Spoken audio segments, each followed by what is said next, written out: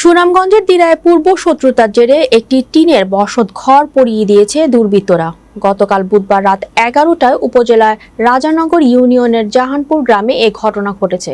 প্রত্যক্ষদর্শীরা জানান, রাত আনুমানিক 11টার দিকে ঘরটিতে আগুন ধরিয়ে দেওয়া হয়েছে।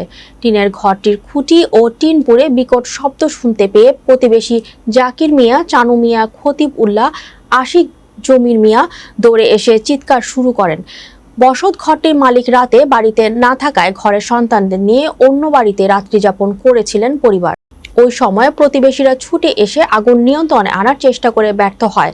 দিরাই ফায়ার সার্ভিসের লোকজন ঘটনাস্থলে না যাওয়ায় ঘরে থাকা সকল আসবাবপত্র পুড়ে ছাইতে পরিণত হয়।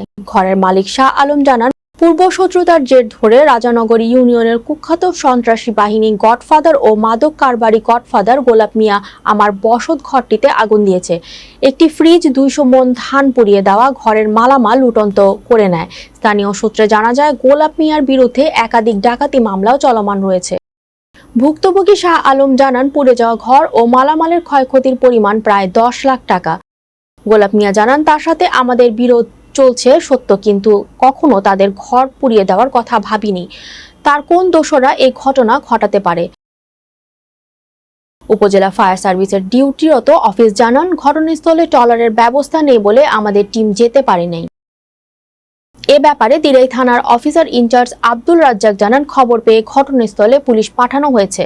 লিখিত অভিযোগ পেয়েছি, তদন্ত সাপেক্ষে প্রয়োজনীয় ব্যবস্থা নেওয়া হবে।